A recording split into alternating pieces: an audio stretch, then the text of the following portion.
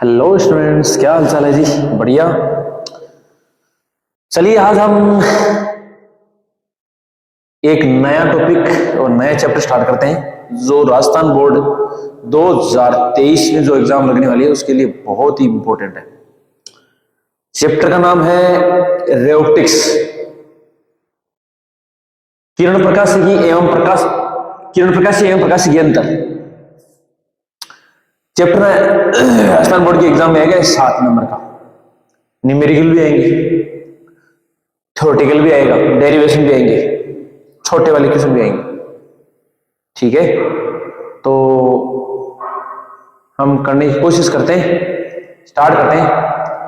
सबसे पहले हमारे पास एक प्रकाश का परावर्तन पढ़ेंगे, परावर्तन के नियम पढ़ेंगे।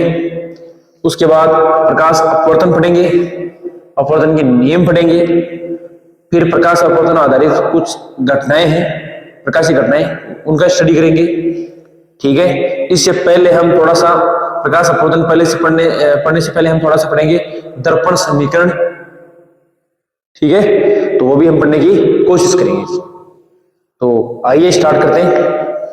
तो चलिए, सबसे पहले है प्रकाश का परावर्तन। प्रकाश का परावर्तन, ठीक है। इससे पहले मैं थोड़ा सा मैं आपको बता दूं कि प्रकाश एक ऊर्जा का ही रूप होता है, ठीक है। और एक दृश्य प्रकाश की रेंज होती है 400 नैनोमीटर से लेकर लगभग 800 नैनोमीटर या 7800 जो भी होता है, या मतलब 780 नैनोमीटर। इस रेंज का जब प्रकाश आता है तो हमारे को इससे वस्तुएं हमारे को दिखाई देती हैं, ठीक है। और हमने ये भी पढ़ा है कि प्रकाश हमेशा एक सीधी रेखा में गमन करता है जी, ठीक है। और प्रकाश का जो निर्वात या वायु में जो वेग होता है वो 3 × 10⁸ मीटर बाई सेकंड होता है। ये बेसिक बातें हैं, पहले आ चुकी हैं कक्षा 9-10 में, ठीक है। 9-10 में आ चुकी है, 11 में तो कोई मतलब मैकेनिक्स उसमें तो कोई ज्यादा नहीं है, लेकिन कक्षा 10 में आ जाती है ऐसी बातें, छोटी मोटी बातें आ जाती हैं आराम से, ठीक है। अब प्रकाश परावर्तन क्या है तो वो पढ़ते हैं, इसे ध्यान से सुनिएगा, ठीक है। चलिए स्टार्ट करते हैं कि प्रकाश परावर्तन क्या है। तो प्रकाश परावर्तन क्या है जी? जब प्रकाश किरण किसी एक माध्यम में संचरित होती हुई किसी परावर्तक पृष्ठ पर आपतित होती है तो उस परावर्तक पृष्ठ से टकराकर उसी माध्यम में वापस लौट जाती है, इस घटना को बोलते हैं प्रकाश का परावर्तन। क्या बोलते हैं? देखिए यहां लिख देंगे, इसकी लिखते हैं परिभाषा। जब प्रकाश किसी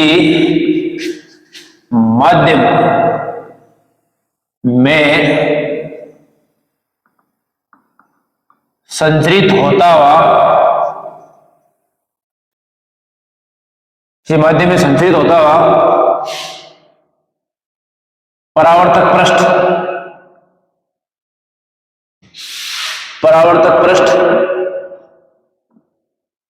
पर आपतित होता है, परावर्तक पृष्ठ पर आपतित होता है तो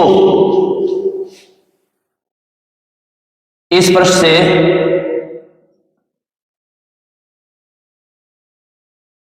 टकराकर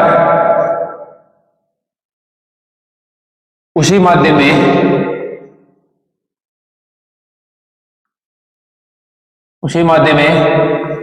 लौट जाता है। प्रकाश की इस घटना को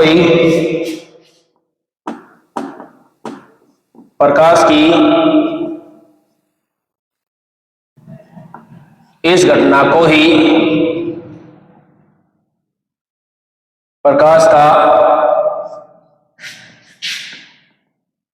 परावर्तन कहते हैं, ठीक है। ये आसान सा है, बोर्ड एग्जाम अक्सर ऐसे मेरे ख्याल से कम ही चांसेस हैं कि प्रकाश परावर्तन को परिभाषित कीजिए, लेकिन आपको पता होना चाहिए कि जब प्रकाश किसी माध्यम में संचित होता हुआ परावर्तक पृष्ठ पर आपतित होता है तो इस पृष्ठ से टकराकर उसी माध्यम में लौट जाता है। प्रकाश की इस घटना को क्या बोलते हैं? प्रकाश का परावर्तन। ठीक है, अब जैसे मान लीजिए मैं आपको बताऊं, ये कोई, देखो मैं आपको एक चीज बता दूं थोड़ा सा,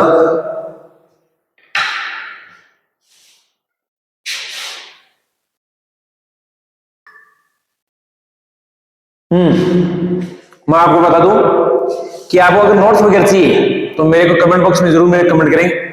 नोट्स के लिए मैं आपको अलग से पीडीएफ वगैरह भेज दूंगा आपको। अभी मैं समझाने का काम करने वाला हूं। अगर आप इसमें नोट्स साथ साथ लेना चाहें तो वो भी लिख सकते हैं, लेकिन ज्यादा बेटर रहेगा वो। ठीक है, नोट्स आपको उपलब्ध करवा दिए जाएंगे ताकि मैं इसको थोड़ा ढंग से समझा दूं, मतलब समय रहते हैं क्योंकि समय कम है भी एग्जाम में। ठीक है, तो आप नोट्स हैं, अगर आपको चाहिए तो मेरे को जिस नंबर पे चाहिए उस नंबर कमेंट बॉक्स में उस नंबर भेज दें, मैं आपको एक पीडीएफ भेज दूंगा नोट्स की। यहाँ पर मैं केवल समझाने की कोशिश करने वाला हूँ, बोलूंगा ज्यादा, लिखूंगा कम, यहाँ पर समझाने की ज्यादा कोशिश करूंगा यहाँ। ठीक है, मैं प्रकाश परावर्तन की बात कर रहा हूँ। ये जैसे मान लीजिए कोई परावर्तन पृष्ठ है,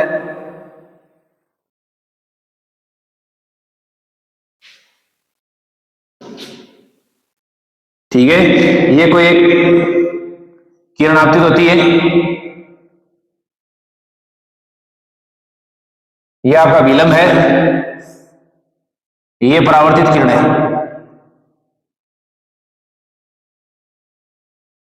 और ये है आपतित किरण, और ये है आपका अभिलंब, ये आपका आपतन कोण, ये है परावर्तन कोण। ठीक है, ये परावर्तक पृष्ठ है,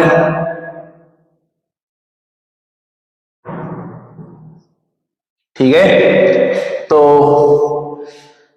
एक्चुअली होता क्या है, जैसे मान लीजिए प्रकाश किरण अगर मान लीजिए आपतित होता है, प्रकाश पृष्ठ पर आपतित होता है, तो इस पृष्ठ के द्वारा इस आपतित प्रकाश का कुछ भाग अवशोषित कर लिया जाता है जी, और कुछ भाग परावर्तित कर दिया जाता है। ठीक है,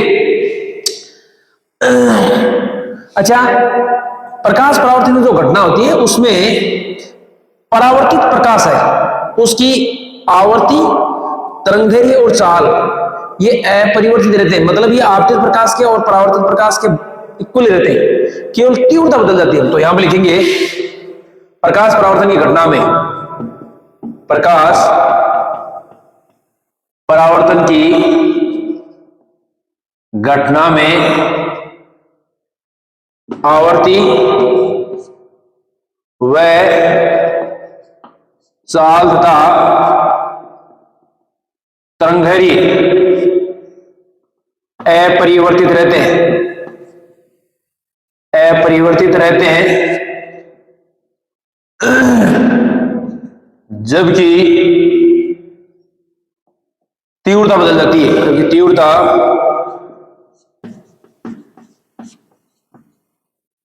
बदल जाती है, जबकि तीव्रता तीव्रता चेंज हो जाती है। क्यों?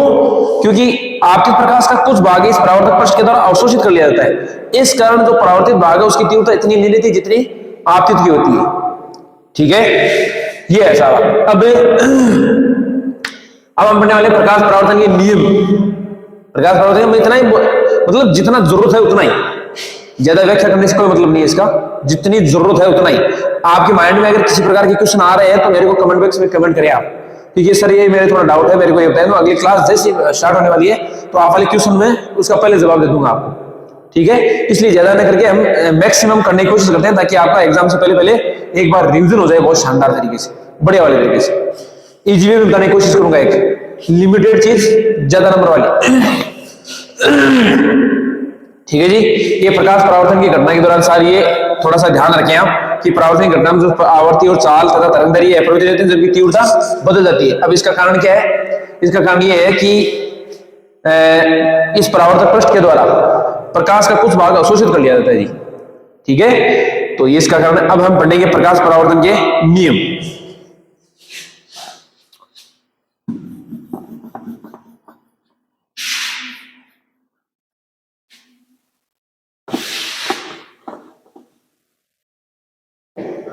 प्रकाश परावर्तन के नियम। देखो जी, पहला नियम क्या है? आपतित किरण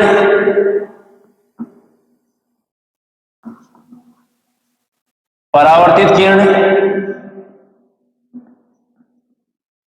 तथा अभिलंब तीनों एक ही तल में स्थित होते हैं। एक ही तल में स्थित होते। दूसरा, आपतन कोण परावर्तन कोण के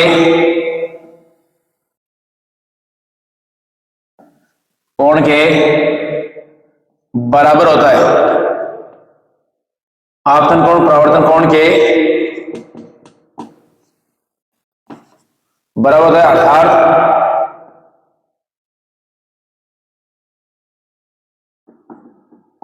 अर्थात कोण आई बराबर कोण आर। आपतन कोण किस किस के बीच बनेगा? आपतित किरण, ये आपतित किरण है आपकी, आपतित किरण और अभिलंब के बीच में बनेगा आपतन कोण, और अभिलंब और परावर्तित किरण के बीच में बनेगा परावर्तन कोण। ये दोनों क्या होते हैं जी? बराबर होते हैं। ये दोनों नियम है।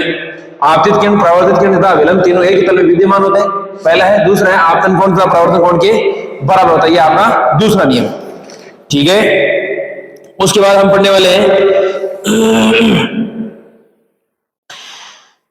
हाँ, एक देखो, प्रकाश के लिए एक कणिका मॉडल दिया था न्यूटन ने। प्रकाश के लिए एक कणिका मॉडल दिया था, कणिकावाद का सिद्धांत भी दिया था इसने, न्यूटन ने। मैं थोड़ा सा इसको बोल देता हूं ऐसे ही, आप इसका स्क्रीनशॉट लेना चाहें तो ले सकते हैं, लेकिन उससे कोई फर्क नहीं पड़ने वाला। मैं आपको नोट्स देने वाला हूं, लेकिन आप अगर आपको ऐसा हो कि इससे नहीं, थोड़ा मैं स्क्रीनशॉट, आसान है एकदम छोटे छोटे। कणिकावाद का सिद्धांत न्यूटन ने क्या बताया था कि प्रकाश छोटे छोटे कण के रूप में होता है जी। ठीक है। दूसरा बताया कि इसने ये बताया कि प्रकाश हमेशा सीधी लाइन में चलता है जी। एक इसकी जो तरंगदैर्घ्य होती है प्रकाश की, वो बहुत कम होती है, लगभग 10 के पावर माइनस 7 मीटर कोटि की। इसके अलावा इसने यह भी बताया कि प्रकाश, इस कणिकावाद के सिद्धांत में, कि प्रकाश का वेग है वो सघन माध्यम में ज्यादा होता है, विरल माध्यम में कम होता है, ऐसा इसने बता दिया था। हालांकि ये होता नहीं ऐसा, कि होता तो ये है कि विरल माध्यम में ज्यादा होता है, सघन माध्यम में कम होता है, लेकिन इसने ये बताया कि सघन माध्यम में ज्यादा होता है और विरल माध्यम में कम होता है, इसने ऐसा बताया था। ठीक है, चलिए, इसका यह हमारे को इसकी जरूरत नहीं है। अब हम पढ़ने वाले हैं, ये प्रकाश परावर्तन के नियम हो गए। अब हम पढ़ने वाले हैं गोलीय दर्पण के बारे में। दर्पण दो टाइप के पढ़ेंगे, एक तो समतल दर्पण है और एक गोलीय दर्पण। ठीक है, तो हम पढ़ने वाले हैं गोलीय दर्पण के बारे में। ठीक है,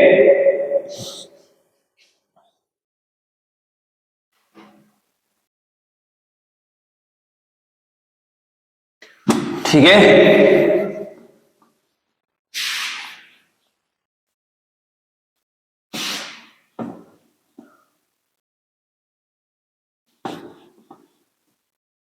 हम एक काम करेंगे, हर चैप्टर के साथ साथ में उदाहरण न्यूमेरिकल करेंगे। हालांकि मैंने कुछ मतलब न्यूमेरिकल अलग भी करा रखे हैं हर चैप्टर वाइज। ठीक है, अब मैं सोच रहा हूं कि थ्योरी के साथ साथ ही सारा करवाएंगे। ठीक है, तो चलिए करते हैं कोशिश। तो अभी हम पढ़ने वाले हैं गोलीय दर्पण।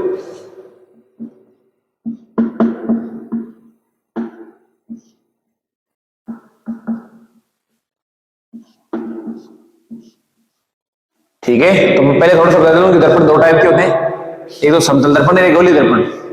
ठीक है, तो समतल दर्पण की कुछ खासियतें हैं, तो वो थोड़ा सा ध्यान से सुनिएगा आप। समतल दर्पण के बारे में थोड़ा जनरली, हालांकि सिलेबस में नहीं है हमारे समतल दर्पण, लेकिन मैं बता देता हूँ कि समतल दर्पण क्या मामला है समतल दर्पण का। ठीक है, तो थोड़ी सी चर्चा कर लेते हैं समतल दर्पण पे भी। ठीक है,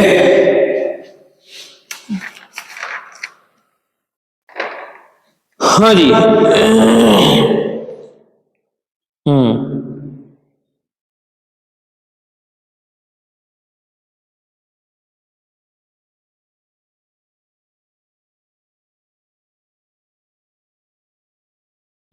देखो,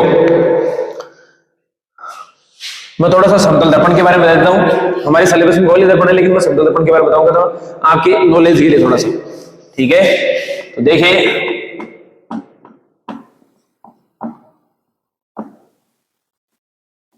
समतल दर्पण के बारे में।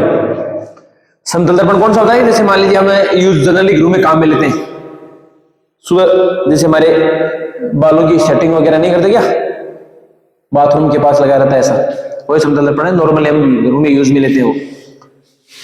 समतल दर्पण की खासियत है कि इससे बनने वाला प्रतिबिंब हमेशा आभासी सीधा बनता है। क्या बनता है? प्रतिबिंब। प्रतिबिंब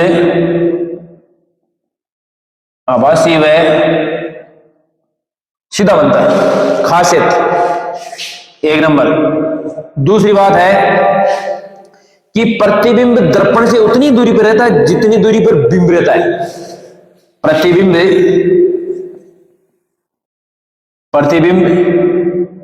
दर्पण से उतनी ही दूरी पर रहता है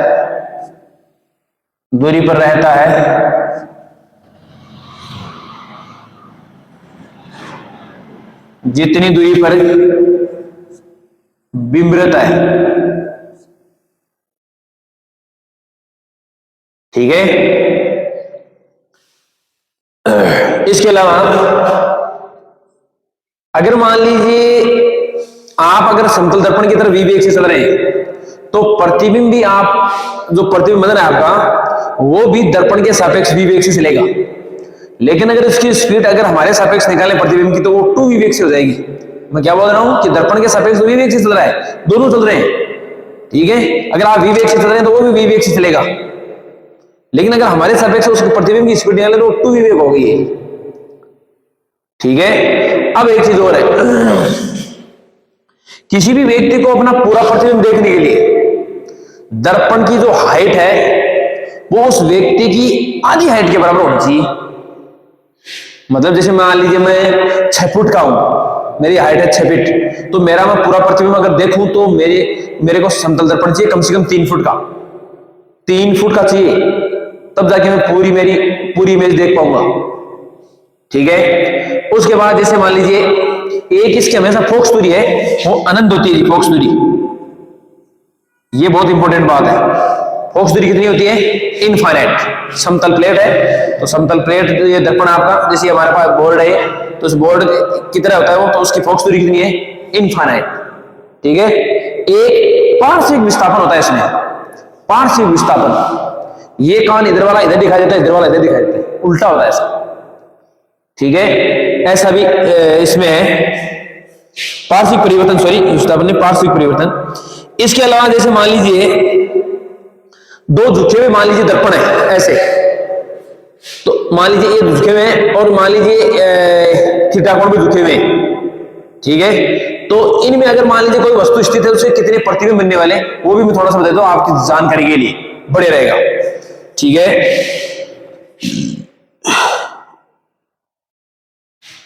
तो मैं ये थोड़ा सा बढ़ा देता हूं।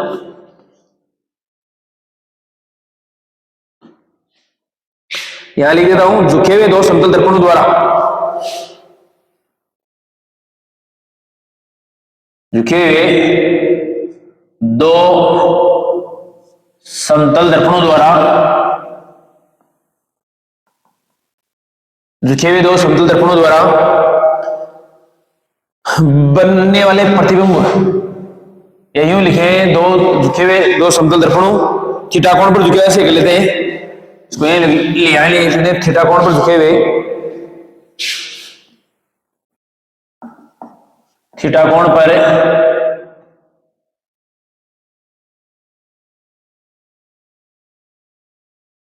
पर झुके हुए 2 समतल दर्पणों के मध्य, 2 समतल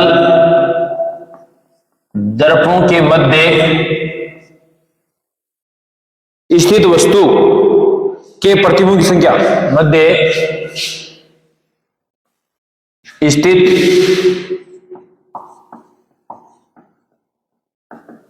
प्रतिबिंबों की संख्या वो देखो आप। पहला है यदि, हाँ, यदि 360/θ बराबर समपूर्णांक हो तो, यदि 360 में मान लीजिए 60 डिग्री पे झुके हुए हैं, ठीक है, तो 360 में आप 60 का भाग देंगे कितना आएगा, 6 आ गया 6। तो बनने वाले हो तो n बराबर हो जाएगा, हो तो n बराबर होगा 360/θ - 1। मतलब है अगर मान लीजिए संपूर्णांक आ रहे हैं, आप क्या आ रहा है, संपूर्णांक, तो जनाब 360 मतलब जैसे मान लीजिए 60 डिग्री पे झुके हुए हैं, ठीक है, तो 60 डिग्री पे झुके हुए हैं, तो 360 में देंगे 60 का भाग तो 6 आ गया, ठीक है, संपूर्णांक मिलेगा मेरे को, तो एक कम कर दो तो बनने वाले प्रतिबिंब की संख्या 5 ही होगी। अब मान लीजिए दूसरा है, यदि 360/θ बराबर है विषम पूर्णांक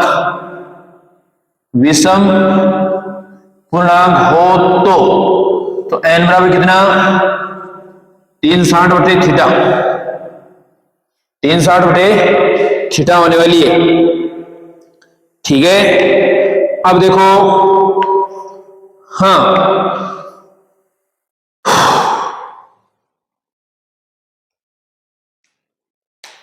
इसमें भी दो कंडीशन है। ए, पहला, वस्तु सममित अवस्था में स्थित है, वस्तु सममित अवस्था में स्थित है, तब n बराबर क्या हो जाएगा जी, 360/θ - 1, 360/θ - 1। दूसरा पार्ट क्या है, सममित का मतलब समझ रहे हैं क्या आप, मतलब यूं समझे कि अगर मान लीजिए ये 30 डिग्री कोण पे झुके हुए, मान लीजिए दोनों ये 30 डिग्री कोण पे झुके हुए, तो एकदम मिड में यानी 15 डिग्री के बीच में अगर कोई वस्तु रखी हुई तब इतने बनने वाले हैं, ठीक है। और मान लीजिए वस्तु असममित अवस्था में स्थित है, यदि वस्तु असममित अवस्था में स्थित है, तब n बराबर होगा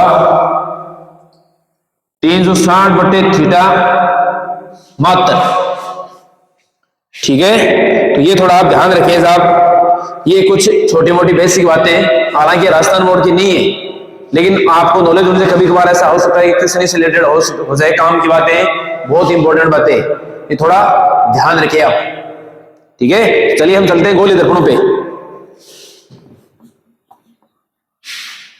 आप इसकी शॉट जरूर ले सकते हैं अगर लेना चाहे तो।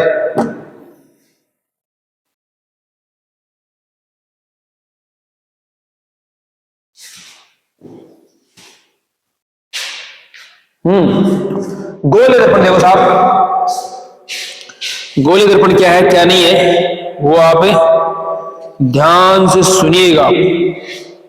क्या सुनिएगा, ध्यान से सुनिएगा।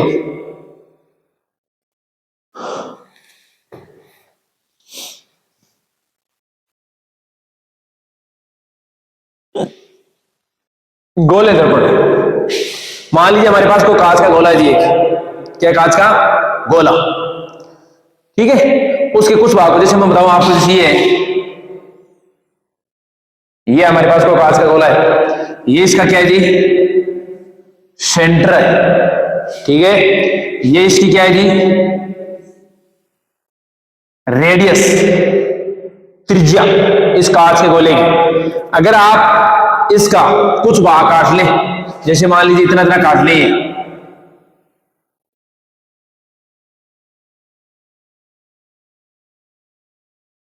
अब ये जो भाग बचा ये वक्राकार भाग है, इसको बोलते हैं गोलीय दर्पण। उसको क्या बोलते हैं जी, गोलीय दर्पण बोल देते हैं इसको।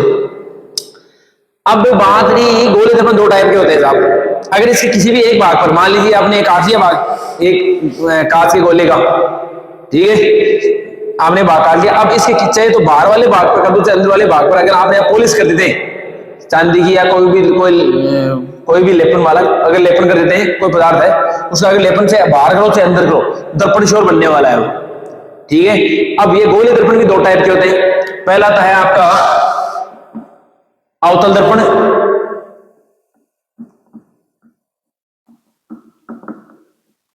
ठीक है, और दूसरा है आपका उत्तल दर्पण। ठीक है, दो टाइप के होते हैं जी, एक तो अवतल दर्पण एक उत्तल दर्पण। इनकी हम बारी बारी से स्टडी करने की कोशिश करने वाले हैं। तो सबसे पहले हम पढ़ने वाले हैं अवतल दर्पण के बारे में। ठीक है, तो देखो, तो सबसे पहले ये दो टाइप के होते हैं। सबसे पहले हम अवतल दर्पण के बारे में पढ़ लेते हैं। ठीक है जी, तो देखो साहब, अवतल दर्पण का मामला क्या है। यदि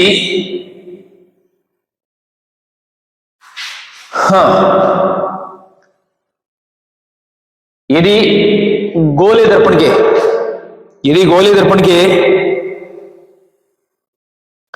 उभरे हुए भाग पर अगर आप पॉलिश कर दे तो बनने वाला जो दर्पण है वो है अवतल दर्पण। यदि गोलीय दर्पण के उभरे हुए भाग पर अगर आप पॉलिश कर दे अर्थात उसके अंदर वाले भाग को परावर्तक पृष्ठ माना जाए तो ये बनने वाला दर्पण क्या कैसा होगा जी, अवतल दर्पण होगा।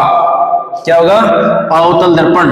और ये है अवतल, इसको बोलते हैं वक्रता केंद्र।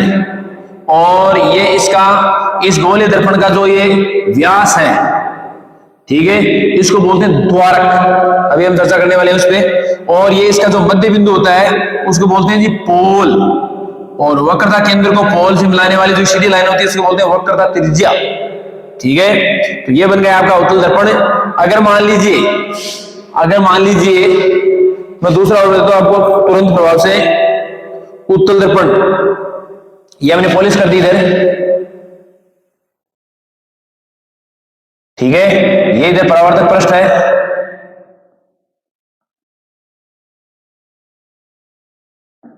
ठीक है, अब देखो दूसरा मान लीजिए ले लेते हैं उत्तल दर्पण।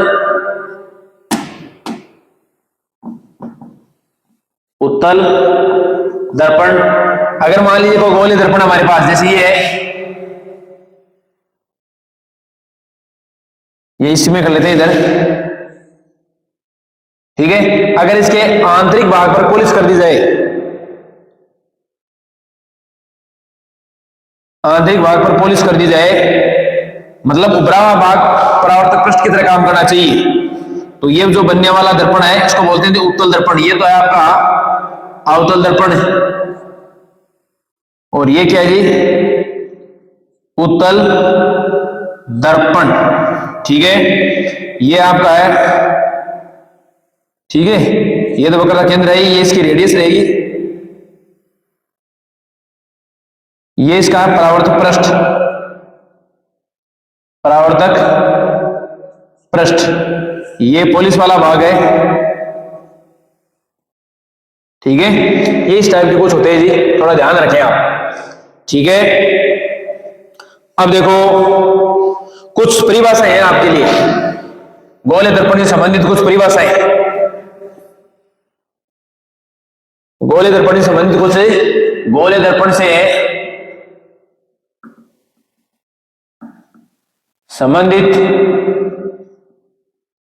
कुछ परिभाषाएं।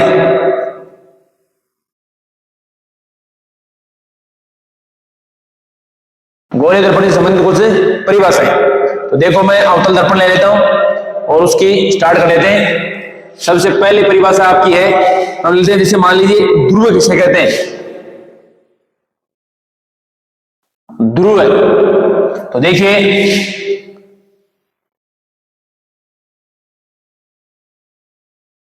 ये है आपका अवतल दर्पण है। कौन सा दर्पण है जी, अवतल दर्पण। ठीक है, तो ध्रुव किसे कहते हैं कि अवतल दर्पण का जो मध्य बिंदु होता है उसी को बोलते हैं जी ध्रुव बोलते हैं आप। ठीक है ना, या मान लीजिए गोलीय दर्पण का बोल देते हैं यहां पर ले लेते हैं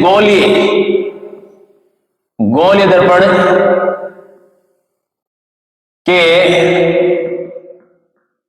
परावर्तक पृष्ठ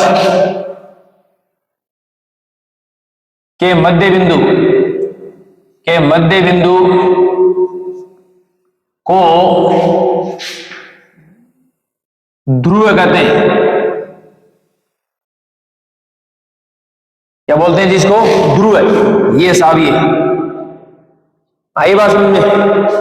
दूसरा लेते हैं, दूसरा है आपका वक्रता केंद्र। वक्रता केंद्र, तो वक्रता केंद्र केंद्र किसे कहते हैं? हाँ, उस गोले का केंद्र, उस गोले का केंद्र जिसका भाग गोलीय दर्पण है, जिसका भाग गोलीय दर्पण है, वक्रता केंद्र कहलाता है। ये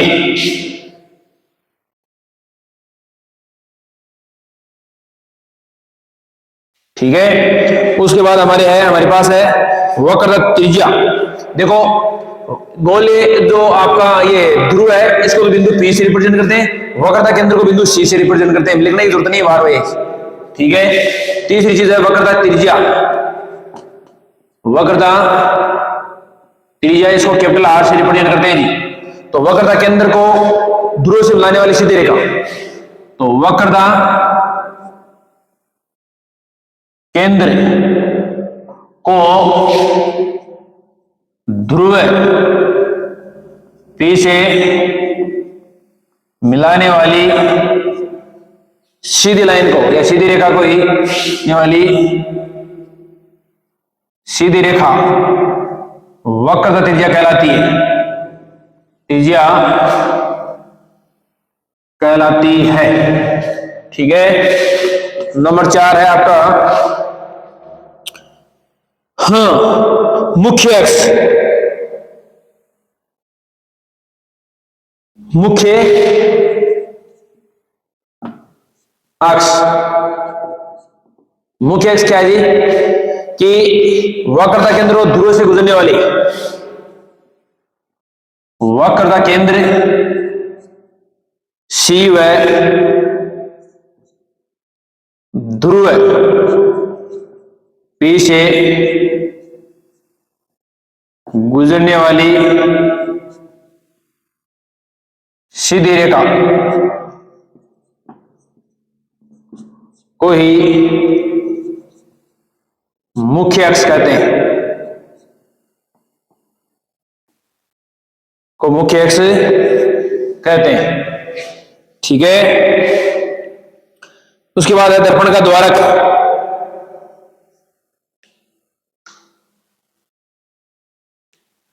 दर्पण का द्वारक मैं सीधा बोलता हूं, ये जो है जैसे मान लीजिए M है, या फिर जैसे M डैश ले लेते हैं, दर्पण के व्यास को द्वारक बोलते हैं जी। दर्पण के व्यास को ही द्वारक बोलते हैं। उसके बाद है आपका मुख्य फोकस।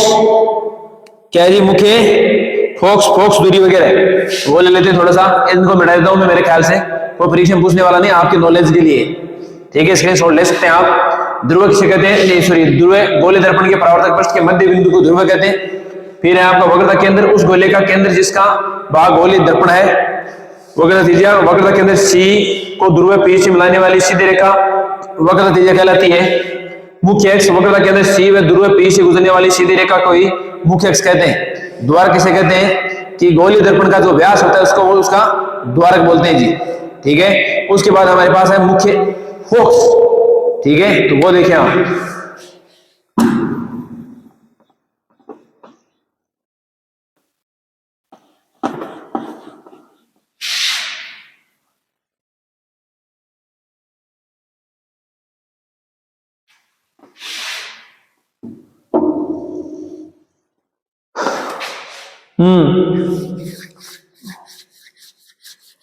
पांचवा देखो, मुख्य फोकस।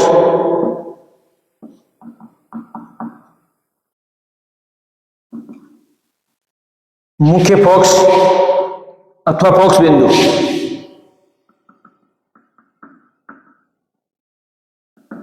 देखो जी, मुख्य फोकस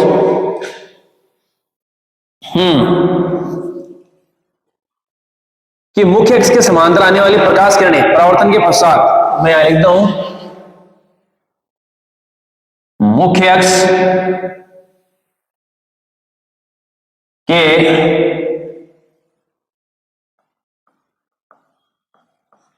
के समांतर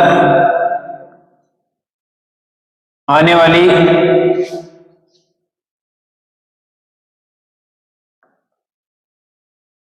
किरणें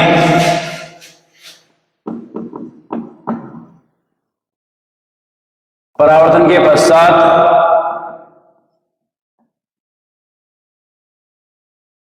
जिस बिंदु से होकर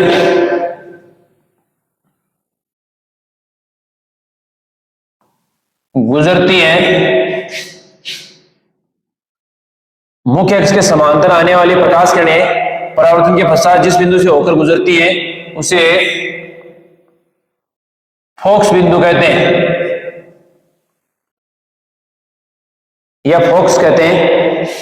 ठीक है, जैसे मैं इसकी बात कर लेता हूं तो ये आपका है,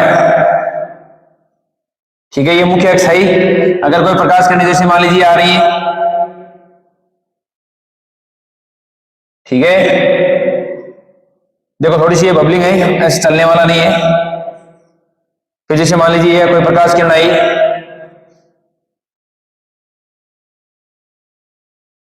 ठीक है, मतलब जितनी भी प्रकाश किरणें आ रही हैं मुख्य अक्ष के समांतर, वो परावर्तन के पश्चात जिस बिंदु से होकर गुजरती हैं उसको फोकस बिंदु बोलते हैं। और फोकस बिंदु को हमेशा कैपिटल एफ से लिखा जाता है, कहते हैं तथा इसे कैपिटल एफ से लिखा जाता है, तो इसको कैपिटल एफ से रिप्रेजेंट करते हैं।